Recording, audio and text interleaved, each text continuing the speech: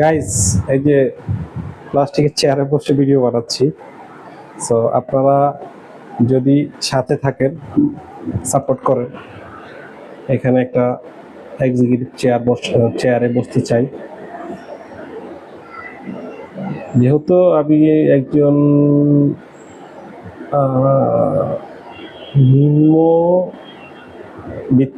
Yes, আমি যে salary বর্তমানে পাই সেটাতে আমি একজন নিম্নবিত্ত শ্রেণীর মানুষ।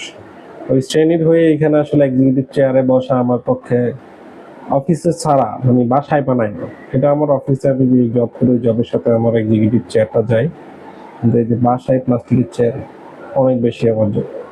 সো আপনারা আমার যদি ভিডিও ভালো লাগে অবশ্যই লাইক করবেন, সাবস্ক্রাইব করবেন, সাপোর্ট করবেন আমাকে।